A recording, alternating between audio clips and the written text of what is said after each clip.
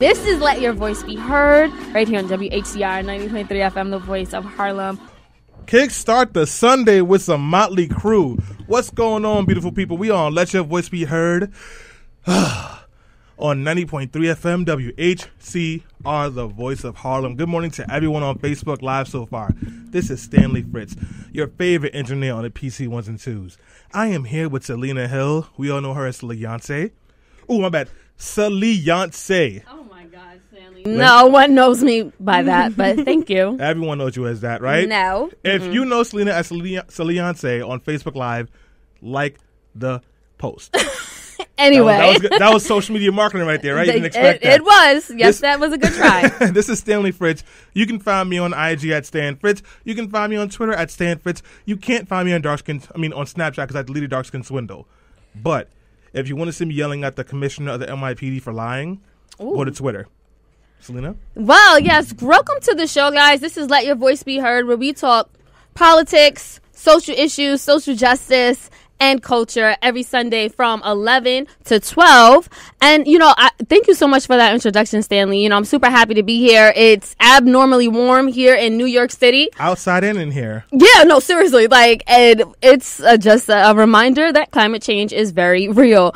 But we have a great show lined up. And, before we even get to the show, we need to introduce Tammy David, our new co-host on Let Your Voice Be Heard. Yes, welcome to the fold. Thank you. Oh, my God. Thank you guys so much. So, how do you feel? Like, Stanley gave you a special introduction just for you? Honestly, first of all, Stanley, thank you for that intro. I don't know how you knew to pick a crazy rock song, but growing up, one of my family members called me Tam Rock, and he said it's because I'm crazy like a rock star. So I like Tam Rock. I like that. Do you still go by that? Yeah, he still calls me Tam Rock to this day, but he's the only one. I kind of like calling you Tam Rock. Do it. I love it. I love it. Good. Okay, great. My dad had a nickname for me too. He called me Oops. So we had something in common. Stanley, you were purposeful and intended. I don't. No, but I think I was liked when I got here. Yes, that's what I meant to say. Yeah. Once you got here, surprise. Yes, you were a pleasant surprise. Yeah. That's what everyone would call you.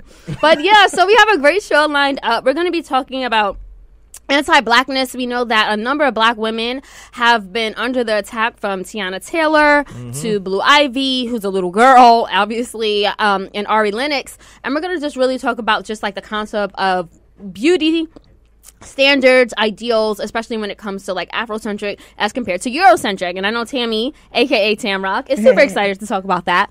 And in addition, we also are going to be talking about, a little bit about Iran, and the Iowa caucuses are literally right around the corner, so we definitely need to talk some 2020 presidential politics. So we're going to talk about that too. And of course, feel free to let your voice be heard. If you are watching us via Facebook Live, shout out to Kristen, Bibi Mendez, and Dara Kalima. Please leave your comments there. We will be reading them and taking them. And also, you can call us up at 212-650-6903. You thought I was going to leave you out there by yourself? I was hoping you would. Listen, just because I got to cue a song doesn't mean I'm going to miss my part, beloved. Okay, well, you can also call us. If you have complaints, call 1-800-223-9797.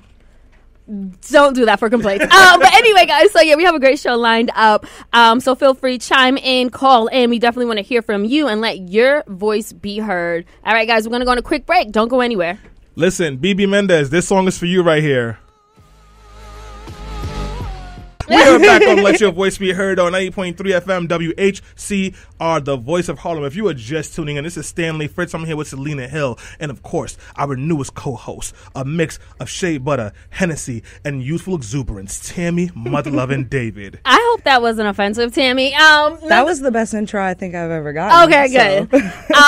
So on that note, this is a news roundup where we talk about some of the biggest news stories of the past week, the ones that made us laugh, cry, really upset, or got Stanley deleted or actually banned from Facebook, which has happened on more than one occasion. So we need to start off talking about Meghan Markle and Prince Harry, who have both stepped down as British royals. like, Tammy, what was your response to that? Like, what do you think about that? It's so sad because everybody was hyped to have her be the first Black royal. Yep. But also, I'm so happy for her and her peace of mind, because if you're pregnant, getting constant criticism from the same press that killed your mother-in-law, I know that can't be good for her mental health. So good for you, Harry, for taking care of your wife. And honestly, Meghan, we're still rooting for you, girl. Well, and I think that's a great assessment. I've also been hearing people say, well, she was the first Black royal to enter into the monarchy, and they were saying she could have actually done more good inside, and now that they're leaving, what does that say for, the current state of the monarchy and like the way that they govern? Like she no longer has that voice and that platform to try to speak up for change. Her and Prince Harry. I mean, but she just got there and everybody had all these feelings and put all this energy on her, and she wasn't feeling it. But you know what's funny? Tammy also just got here, and we had somebody who's very excited about that. We got Lamar from the Jazz Note on the line. Lamar, let your voice be heard. Yeah, Lamar's Jazz Break at 8. And by the way, our royalty began in Nubia and ancient Egypt, 6,000 years before the birth of that man that we celebrated supposedly on the 25th of January. My dear sister Tammy, I met you last night. Can you still hear me? Yeah, Lamont, what's up, brother? What's up, brother? Everything is fine. I left you with flames. I'll just leave it at that last night. And I'm honored that you are with our radio station, and you're dealing with a very serious program this morning. As a co-host, you are honored to be where you are at this particular point in time and space at 11:11 on a Sunday morning. Absolutely. I'm so blessed to be here. I'm going to let you go because I'm leaving everybody. Anyway, I'm going to sit back and enjoy the show. And by the way, this program is excellent. It is about wisdom, knowledge, understanding.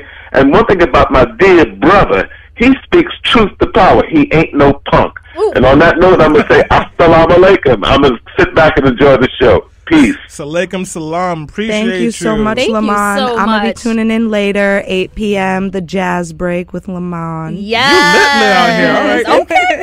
Ain't nobody ever called us to welcome us here. We also got hate notes. Remember this one? Is facts. What? The man said acts on air. Why do they have a show? Remember that letter, Yes, Selena? I remember that. Nonetheless, though, we definitely appreciate all the love. And if you guys want to chime in and either show us love or just, feel free to debate with us and argue, the number is 212-650-6903. So, Stanley, what is your opinion about Meghan Markle, Prince Harry leaving their duties as British royals? What were their duties? Be rich? No. Give homeless people food sometimes and take pictures?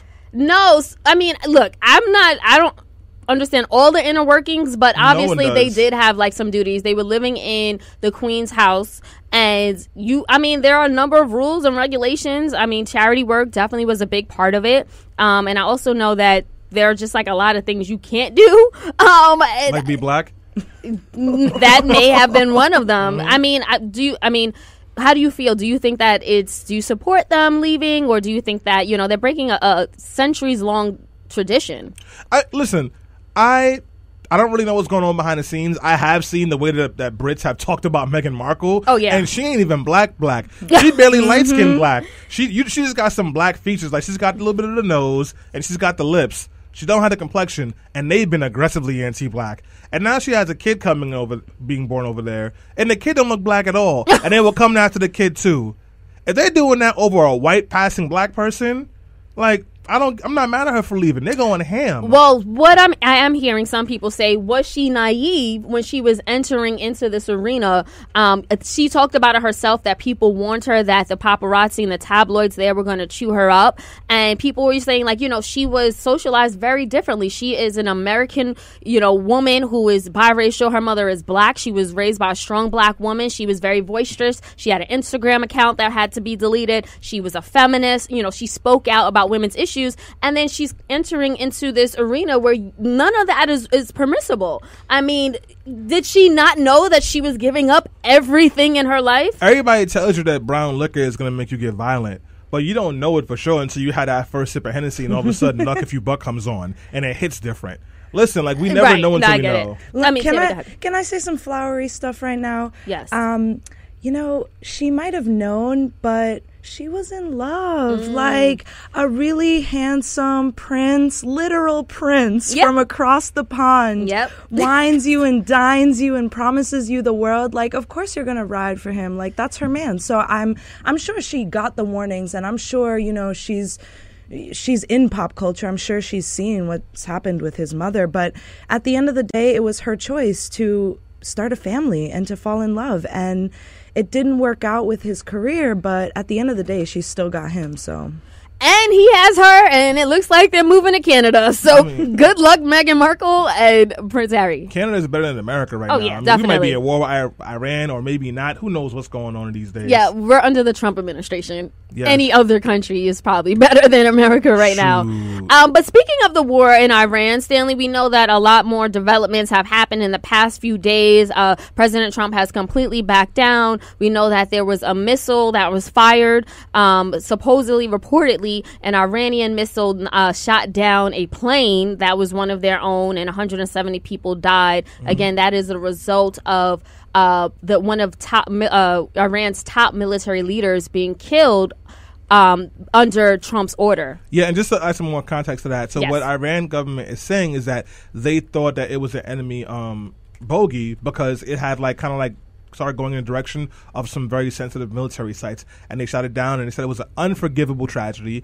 Iranian people have been protesting ever since. The Iranian government has also posited and said that this probably doesn't happen if the U.S. doesn't ramp up tensions with them and kill one of their main leaders recently, because then they're not on high alert the way that they have been.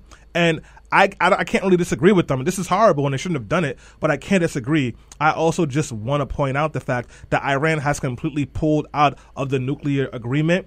So we know the U.S. pulled out of the Iran deal, which is pretty much Iran had agreed not to use or build nuclear weapons as long as the U.S. removes some sanctions, and that was a deal that Obama struck in collaboration with the United Nations and European countries. The U.S. pulled out, but the European countries were working with Iran to make sure they stayed in it, and they were staying. Iran's pulled out completely, and they're going ham to make nuclear weapons. And guess who they're coming for first? Israel. Tammy, closest ally. What do you feel about that? I'm so nervous because for me, whenever you see one big thing hit the news, whatever's in my mind is that there are 5 other small things happening, preparing, waiting in the shadows. So for them to have publicly admitted and for us to kind of see the steps that they're taking, I feel like there's so much more happening in the background, and I'm real nervous that they're garnering support. Putin's already yes in the background, so I'm just hoping they don't hit New York first. So Girl, New York is the #1 terrorist target, but the thing is, a lot of people don't hit unless they're provoked, right? And we know that. We talked a little bit about that. First. Yeah, we did. We hit it first, and we've been pause. Play. So anyway, what I'm basically trying to say is that Trump, in my opinion, made a really rash and unstrategic decision to kill a top military leader. This is someone who a number of other presidents strategically said we are not going to kill because it's going to cause and wreak more havoc than anything else. Okay, you're in a rap battle and you're talking, you're jabbing at one another, but then all of a sudden someone takes a jab at the other person's mother. You just don't, get, it's too personal. You just don't take it there unless you're really ready to fight. Nonetheless, I'm just praying this does not turn into World War III. But Stanley? No, I don't think it will. Iran bombed a U.S. base in Iraq, and they then said that was going to be the extent of their retaliation. So, that's what they said for now. True. Speaking of World War III, it seems like there may be a war, or at least some political fractions or friction going on in the Democratic Party. So we know our girl AOC, she made some comments in the past week. She's in New Yorker Magazine. She said that in any other country, her and Joe Biden would not be in the same party because, AOC, number one, she's supporting Bernie Sanders, and number two, she is in the most left part of the party. So she spoke out like she always does. That's why I love her and support her. But she's getting a lot of backlash. In fact, there was a article on CNN saying, well, if AOC doesn't want to be in the same party as Joe Biden, why doesn't she just leave? Why doesn't Joe Biden leave the party? Well, I mean, people are saying Joe Biden is progressive in certain areas, maybe not as progressive. See, this is the problem with a two-party system. Right. She's totally right. In any other Western country especially, she would never be in the same party as Joe Biden. Like, I absolutely think that she would make a fantastic third-party candidate for perhaps a socialist party, but we're so stuck on the two-party that she's been kind of jammed in there. So, Stanley? Everyone says AOC is crazy, but if you poll most Americans, they agree with Medicare for all, they agree with free college tuition, they agree with taxing the rich. Joe Biden is the one who disagrees with all three of those things. He'd be a Republican. Joe Biden is pretty much what the Republicans were trying to be in like 1988. So I don't understand why we think that what AOC said was so crazy. Joe Biden is the same person that said that he would have a Republican as his vice presidential candidate right now, and who has said that the Republicans have not gone over the ledge and he would still work with them, even though Republicans won't even have a fair and transparent impeachment process in the Senate, and they have been appointing white supremacists to judge seats all across the country.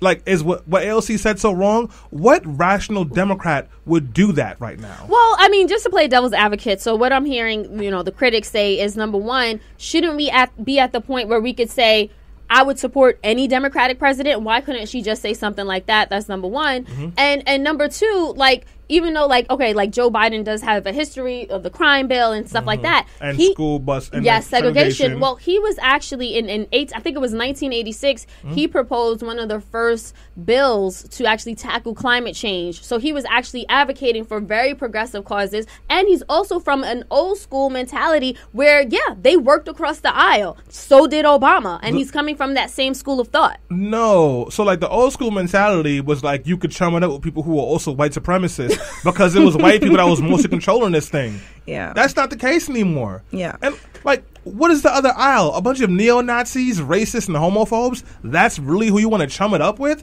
That's just straight up ignorant. That's one.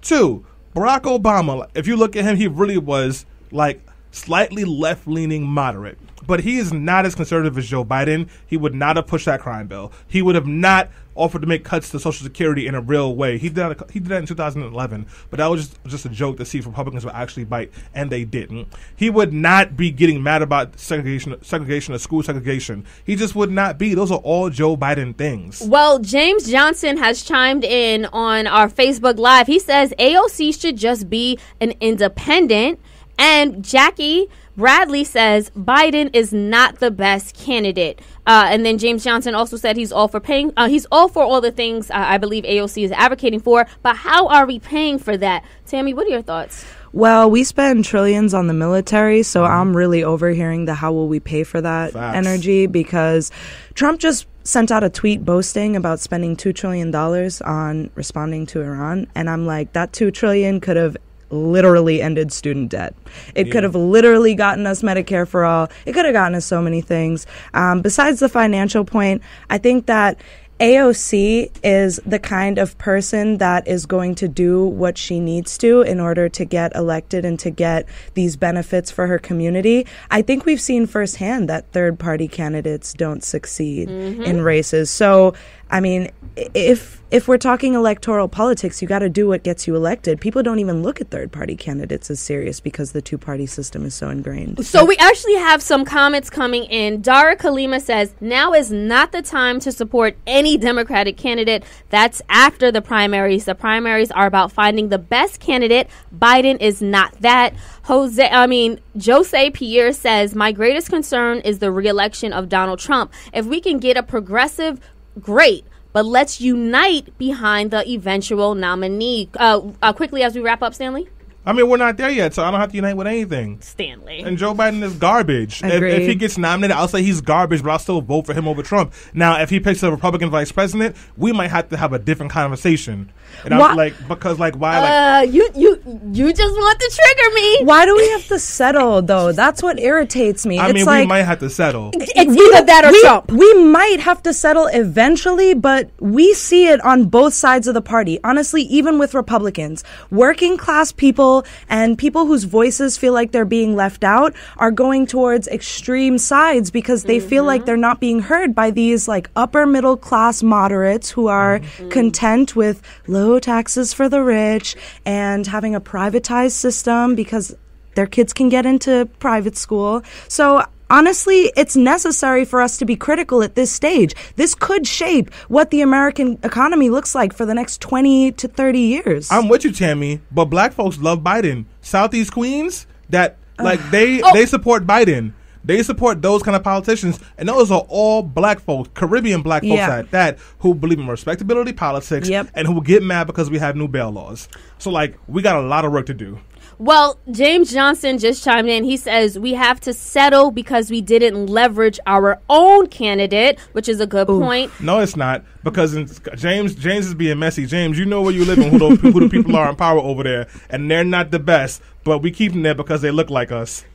Okay, but on that note, guys, this is a great discussion. I just want to wrap up by giving, I don't know if I want to say a shout out necessarily, but that whole Little Boosie Kappa debacle, really quickly, Stanley, because I know you are in a fraternity, not one of the Divine Nine. All right, thank you. But I just wanted to just bring it up. So for those who haven't been following Little Boosie, Boosie, he was wearing the Kappa t-shirt to a basketball game, and obviously the noobs were like, "You're not a noob, don't do that, that's disrespectful," and he clapped back. But then he said, "You know what?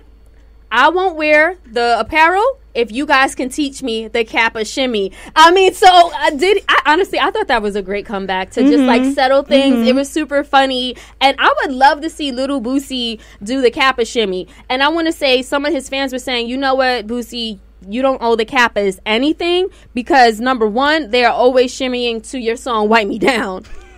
Tammy, did you follow any of this nonsense? I saw this, and I have a couple of Greek life friends, as we all do. I think they're being silly. Sorry, guys. Boosie, you are fly. Keep rocking that Kappa. Y'all should feel blessed that Boosie is rocking your apparel. Did Lil Boosie pay his application fee and take a test? Because we all know Kappa Alpha Psi Phi Nu Pi is a non-hazing fraternity organization.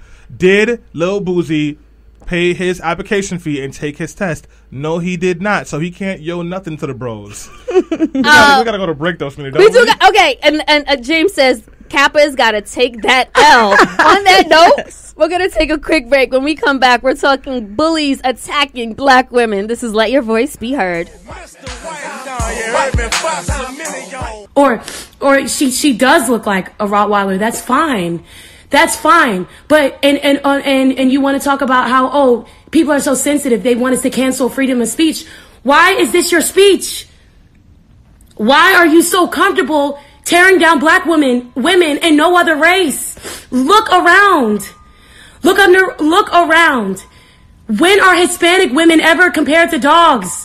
When do they do that? When do they do that to white women? When are white men doing that to white women? When are Hispanic men doing that to Hispanic women? They're not doing it. They're not. And how come? And we are back on Let Your Voice Be Heard on 90.3 FM WHCR, the voice of Harlem. If you were just tuning in, this is Stanley Fritz. I'm here with Selena Hill and, of course, Tammy David. Is that a Scully or a wave cap? This is actually a Grace Ellier satin-lined cap to keep so my it's tresses money. right. Got you. It's money. So we're broke boys. I would recommend. Do they do layaway for those? No, it's just $12. Yo, you saw? Heard you. She's like, oh, you're broke like that, Stanley? Yes, I am. Seriously, Stanley. Yeah, I'm sorry. I can't afford to pay attention. Shoot. I guess layaway would be $3 every 2 weeks on Afterpay. Okay, I can make that work. Maybe I can make that work. All right, guys. If you were just tuning in, we just finished the news roundup, and now it's time for the main event. The main conversation that we want to have here: is there a campaign of bullying and hatred being spewed at black women and girls? You're wondering what I'm talking about, right? Well, picture this. January 1st, the ball has just dropped. You are taking one more sip of Douce, and as you're heading home in that Uber because you got 50% off and you beat the surge pricing, you hop onto Twitter. What's the first thing you see? A reporter from Vanity Fair is saying that Blue Ivy Carter, all of 7 years old, looks like Jay-Z, and it is not good. Look at that nose. Look at those lips. You know that Blue Ivy Carter does look like her father a little bit, and that her nose and her lips are of Negroid features. Is that offensive to say? Possibly. I know I can't say the other N-word, we'll get fined. So you think to yourself, that's weird. Well, the rest of Twitter thought the same thing and thought that it was racially problematic and disrespectful. So much so that it went viral and people dragged that reporter through the mud.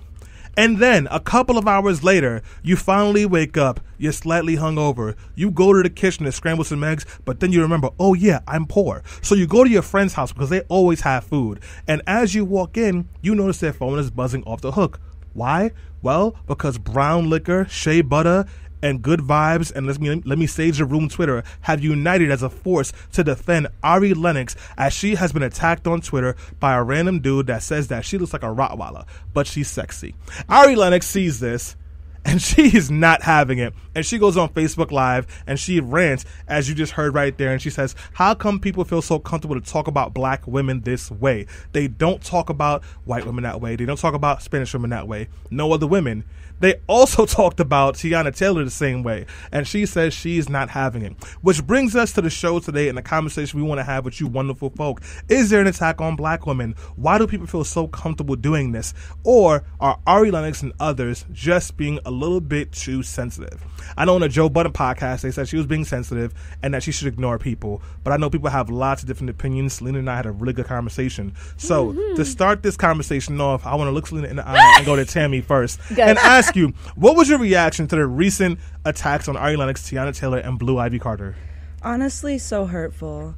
Like, it always just makes me sad because I am a mixed race woman. I do consider myself black, but, you know, I definitely will acknowledge that I personally have light skin privilege. And so throughout my life, I have seen my darker sisters get comments that are just so unnecessary. I've had men say things to me about dark-skinned women and about my features in relation to my blackness. And so when I always see powerful, beautiful women like Ari Lennox and Teyana Taylor, who is just smoking hot, get this kind of criticism, like, for why? Like, who thinks that? Genuinely, who thinks that? Yeah. Teyana Taylor's a stereotypical New York girl. Oh, yes. She's beautiful with a raspy voice and curses a lot. He's like, yo, my guy, what's up? He's like, ooh, it's Teyana. I like that. I like that, though. You got New York girls. Anyway, Selena, go ahead. What was your reaction to this? I kind of dismissed it. I thought it was overblown. I thought it was stupid people on Twitter and, you know, with social media platforms just saying really ignorant things. It kind of reminded me of almost like my childhood or being in high school where the boys in school constantly criticized or made fun of our bodies, our faces, whatever it is. But, you know, as you go on and as you get older, you learn to, you know, ignore that type of stupidity. So I kind of didn't, like Stanley, you know it. I was just like, I was very conflicted about even talking about this as a main topic because I didn't want to give them that validity. Like, it's one person who talked about, you know, Ari Lennox and called her the Rottweiler. And it's like when she even responded, she gave this person so much power. And I'm like, nobody knew who this person was. Like, I would not have even known about this story. Like, I just don't think that we need to really spend time talking about dumb people. So you think that Ari Lennox is dragging it a bit? Do you agree with Joe Budden? She's being sensitive? That I can't say. I don't want to say, because the thing is, nobody's talking about me. Like, if somebody said that about me, it would hurt my feelings. So I'm not going to say she's being too sensitive like Joe Budden's, but I will say that when you become a celebrity and you cross that road into fame, you have to expect that type of scrutiny. And it's only for a certain type of person who can handle being both loved and hated on a large-scale global level. And if you cannot, then this may not be the industry for you. There's gonna be more of that. You sound like Joe Budden, Selena. Stop it, Stanley. Real quick. You're not gonna do that to me right now. We got a comment from Jackie Bradley. She goes, Okay. as a dark-skinned woman, forever hearing dark-skinned arguments, I've learned I lose no sleep over opinions of a sheep. That's a bar, Jackie. Strength. Well, Tammy, some people do feel like it's overblown and that it's not about race and it's not about disrespecting black women. Like, if that's the case, why did Ari make it about that? I do agree that it was overblown to some sense, you know. I'm very much a fan of the Beyonce tactic, I like to call, which is literally not say a peep, just have everyone wondering what you're thinking. And then put out an album? Yep, and surprise everyone. But I think that Ari also, she did what I would have done, which is take the opportunity to educate. For me, this is an issue of education. I'm the same way, like I would have been sensitive about it. But at the end of the day, she made her choice. And I'm glad that she did choose to speak out about it, because I do think that it is not a coincidence that only black women are called dogs, that only black men are called beasts. But wait, did she educate though? Like, did she talk about anti-blackness and where it comes from and colorism? Because that video, it seemed like she was just saying like they only do this to black women, but like there was no empirical evidence there. It isn't like she was like this study right here. Where was the education? That's true, but she got people Googling. Like I'm absolutely sure that she must have had one or two people be like, "Really, is that a thing that that black girls go through? Maybe I should look this up." Let's dig a little deeper for a second, because this is a conversation I've heard consistently on social media, and it's one that I've had to learn how to not take personal, because usually the narrative is black men are always disrespecting black women, and I'm sitting here like, hey, I'm a black man, I don't do that. Why does it always have to be all of us? Do you feel, and I'm going to go to you first, Selena, like as an adult now, I would say that like there is like an uptick or even just like a presence of black men who seem to have more criticism for the appearance of black women?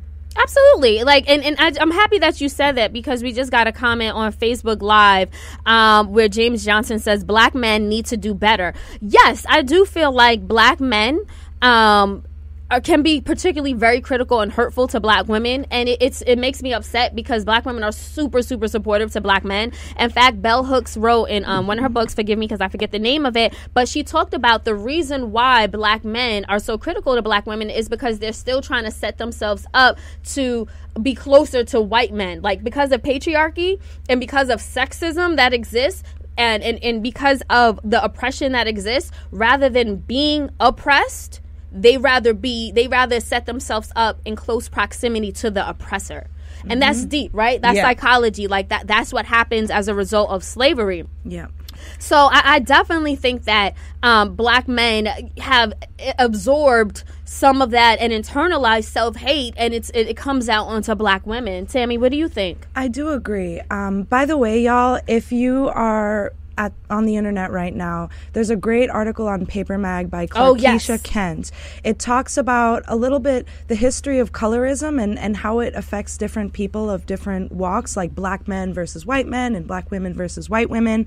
And I think something that systemic racism has really done is make us hate ourselves. Like, how could you not, when the media, when policemen, when the government tells you that you're not worthy? So I really do feel like, kind of no fault of their own, I want to say, black men have picked up on this, as have black women, honestly, as have many black women are self-loathing. And they've kind of run with these stereotypes that women, to be pretty, should be, a little caramel thing, have like a little slight little nose, have cute lips but not protruding. So it's just hurtful. And if y'all are out there listening, check out that article on Paper Mag and read that book Selena mentioned. It's called We Real Cool by Bell Hooks. Oh, thank you so much for that, Tammy. So we're getting some really good comments on Instagram Live. Wish It Was Me says, as a collective, black men are hypercritical of black women. I Am Maestro says, society, let me get a little closer. Society makes black women this grade and I guess downplays black men, just like society, black men down black women. So I think that there's, most people agree. But however, I will say this. What's the distinction between someone making comments about someone's appearance, like everyone does, and it becoming anti-black? Because I think I said this on the show first, when I first heard those journalists talking about Blue Ivy, and I'm like, why are you attacking a child? First of all, like that's disgusting. You shouldn't be doing that. And what gives you the audacity to even publicize it if you are going to be that malicious? But I didn't think it was anti-black. I just thought that they're talking about the way she looks. And I do think that there is a distinction between people attacking people no matter what race they are. Yeah. Like, people are constantly critiquing people on how they look, how they speak, how they sound, how much money you make. Yeah. Like, that's a part of society itself, and it's amplified now that we have social media. Yeah. What necessarily makes these attacks anti-black? And I'll say that even with Teyana Taylor and Ari Lennox, with those attacks, comparing them to a dog, that's horrible. But, I mean, there's a racist history of comparing black people to apes. Now, if he would have said monkey, ape, or gorilla, I would have been like, oh, no, these people are black. I mean, excuse me, these people are racist. But you got to look at the way that they're attacking them, because they usually attack them for their features, and the features that they criticize tend to be the most, like, very blatantly black They didn't talk about their features. He said that's what they look like. So what features are they talking about? When you talk about Blue Ivy Carter and you mentioned she looks like her dad and says that she has her dad's nose and she has her dad's lips, when Jay-Z has very black features, it can feel like a dog whistle. Now, I don't know if those white folks were doing that. I mean, maybe they were. White people are walking microaggressions. Yes. So, yes. It can be. Go ahead. I'm sorry. I'm sorry for interrupting. I just got excited about you using the word microaggressions, and that's exactly like my whole point in this. No, the attacks weren't blatantly, overtly anti-black, but we are in 2020, and as we strive for equality, we need to unpack the systemic racism that is all around us. And as we've learned, even through police brutality, even through the way our electoral politics works, anti-blackness is so covert. Like, most of what we experience as racism in this country is microaggressions. It's being a black person and being followed in a store. You know, it's being a black woman and getting a comment about wearing your natural hair at work. These aren't things that necessarily, it's not like people are saying like, oh, your hair is ugly, like tie it up. But at the end of the day, you know, a white woman is not getting called out for her hair or for her quality of hair at work, whether she wakes up and just goes or not. So these things to me are inherently anti-black just because they reek of microaggression. That's a really great point, Tammy. Thank you so much. We got to go on a quick break, though. Selena. Just real quick, Instagram Live, someone says, Selena, but think about it like this. They can also be trying to make black women hate black men. What? So I guess it goes the other way around. I don't know. I just wanted to leave on that. When we come back from break, I'll respond to that, guys. Okay, this is Let Your Voice Be Heard.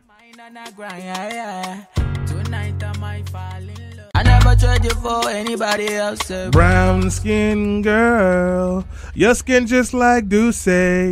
When you mix it with apple juice, it tastes like that Gucci. We are back on Let Your Voice Be Heard on 90.3 FM WHCR, the voice of Harlem. If you were just tuning in, this is Stanley Fitz. I'm here with Selena Hill and, of course, our newest co-host, Tammy David, on our first day, knocking it out the park. If you are just tuning into this segment, we are talking about the anti-black attacks against Ari Lennox, Teyana Taylor, Blue Ivy Carter, and black women. Or are they anti-black attacks? Are we just being overly sensitive? Well, you tell me. If you're watching on Facebook Live, we apologize for the lost broadcast, but we're up and going again. So please leave your comments and we will get to them as soon as possible. So, Selena, we have a long history of anti-blackness, particularly towards black women. Can you give some context about why people might feel that there's some attacks towards black women? Like, where have we seen this show up? Like, historically? Yeah, no, I'm glad that you asked. And we talked about bell hooks. We talked about that article in Paper Mag that gives a great overview of the history of colorism and black women. I think that what we've seen historically is that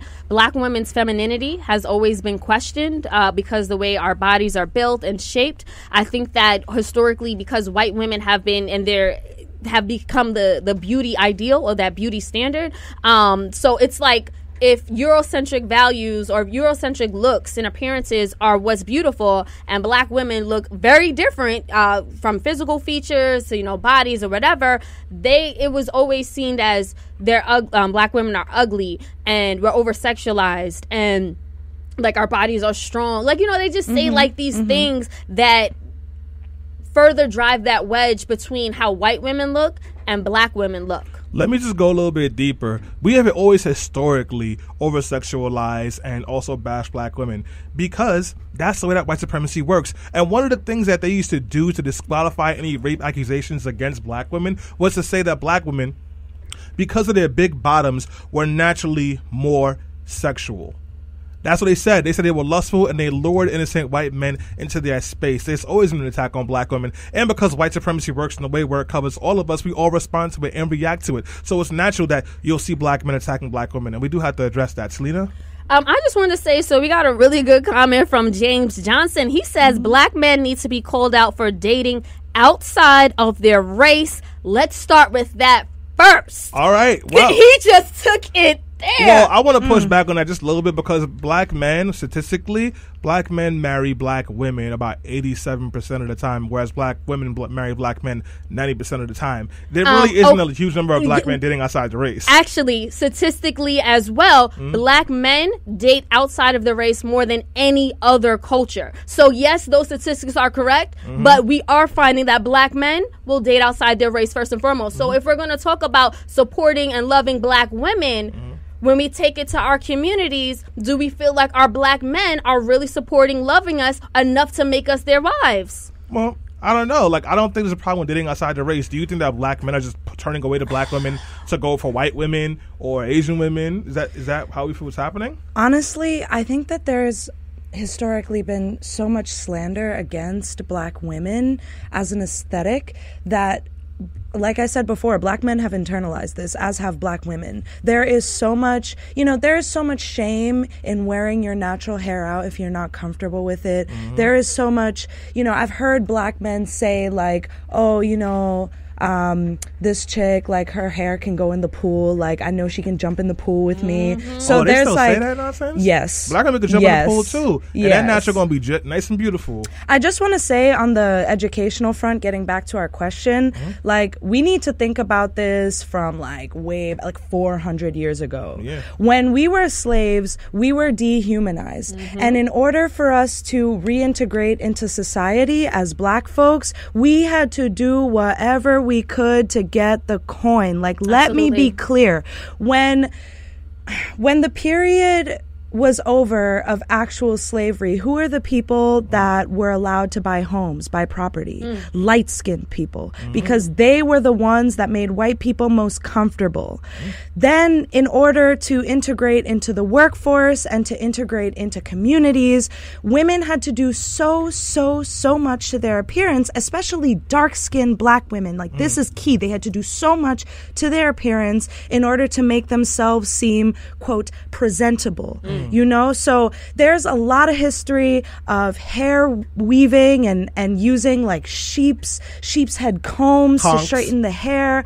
All of this just so that we could get a regular shot at society. And unfortunately, because anti-blackness has not left the world, it has not left the beauty industry. Well, we still emphasize all of these things. Well, damn, and Selena, I had another question, but Selena, is it okay if I talk about I know you started your natural hair journey a couple of months ago, but for a long time you were still getting perms. What made you make that shift? And so real quick, I just want to say Marcus Tyree Crawford says black women are under attack. It's been that way. Shout out to you, Marcus. I agree. Yo, so, Juggernaut, come back to New York City, man. I need a new barber. My barber's good, but I want a black barber. Okay.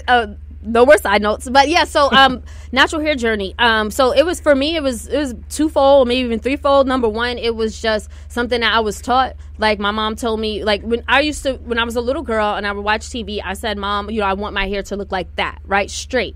And then when I was growing up in early grade school, I grew up in a largely white community. And I would say, like, why can't I wear my hair out and straight and, like, flowy like my friends, like this friend and that friend? And then she said, because, you're black, you don't have that type of hair. But then I said, well, this girl is brown just like me and she wears her hair out. And she said, oh, that's because she's Indian. And so I always thought that as a little girl, having long straight hair was an ideal, because that's what I was socialized to think because of, the media industry and etc. So then, I finally got my perm when I was 12 and I was ecstatic, and I learned how to do my hair and how to maintain it with a perm. So eventually, when I started to transition my hair from natural, it became very challenging, right? Like, I no longer did I think that straight hair was the beauty and like a norm of beauty, but I just didn't understand how to do natural hair. So like it's a lot. Like it was psychologically, I had to really get through a lot of hurdles, and then just the challenges, because I don't think that little black girls are taught to value their hair, and they're certainly not taught how to do natural hair. Like, it's like, well, as soon as you are of age, you'll get a perm. That's it. Yeah. Well, I just want to say one thing. We're running short on time, but folks, that was a really touching story from Selena. Don't you guys wish that she would share more of that story with you? If you do, please let us know in the comments. So, folks, we are running short on time. I want to give people a chance to get some closing statements. Tammy, what are some things that we can do to help get rid of this stigma against black women?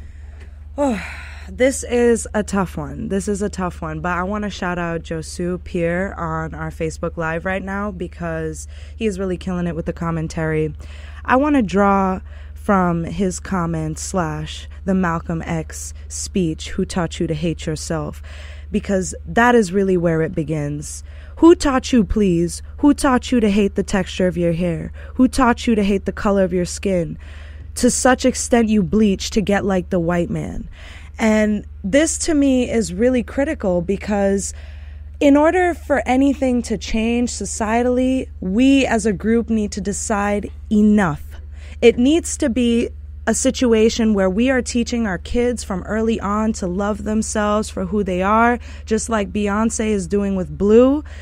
Selena, I really feel you on that story because, like, I grew up in a real strict Caribbean household. Hello, somebody. And I'm mixed, but I have really nappy 4C hair, actually. And as far as I can remember, girl, my grandma tells me my hair is ugly. Like, she really does. And I think about that a lot. You know, she's 84 years old. She's a powerful woman, but, you know, she grew up with that rhetoric. And we have to stop that rhetoric. We need to teach our kids, like, these are your curls. They're popping. They fit your face. They fit your frame. And if you take care of them, they will love you back. Same with facial features. Like, that's you, boo. We need to teach our kids. And that's how it starts. Thank you, Tammy. Selena? I would say final thoughts are, I think that once we value black women, then naturally our children will see that by and learn from example. I think that black men, you know, I love the black men that support black women and show us how much they love their communities by loving black women. So I'll say that. But I think that, yes, we have a lot of, you know, iconic people like Beyonce, like Teyana Taylor, like Ari Lennox, who are unapologetically black and love their beauty and teach us and show us that it's okay to value yourself. So once we value ourselves and we can all get to that place, it took me a while, like I talked about with my hair, but once we all get to that place, then our children will see the value in it as well.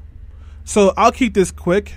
People say there's a war against black women. I totally disagree with that premise. There's no war against black women. This is standard operating procedure. It's standard operating procedure to disrespect black women, to look past black women, to have issues with black women, to put unfair standards on black women. Black women are the most educated and the least paid out of all the women in the world. Black women are always seen as the least attractive of people when you do national surveys. Black women are disrespected in their household by other black men and by other black people that they love. And if we really want to have radical blackness and radical black love in our spaces, we have to start with love for black women. Listen, I'm not saying that every single black person that comes into your life has to be the most beautiful, wonderful person in the world, or that you have to love them with all your heart or give them all your money. But you need to understand that black women are the closest thing to God that we have, and it's time that we started acting that way. And until we do, we will always be going in the circles of white supremacy. So with that being said, I want to leave you all with some wise words from the great Kendrick Lamar, and I'll see you next week. If you want to listen to the podcast, you can get the podcast wherever you get your podcast from, because we're all over these streets. And if you love what we do and you want to support us, please sign up for our Patreon or hit us up to join our email list so we can let you know when we got some fire content coming out. Thanks again for another action-packed episode of Let Your Voice Be Heard. I'll see you next week.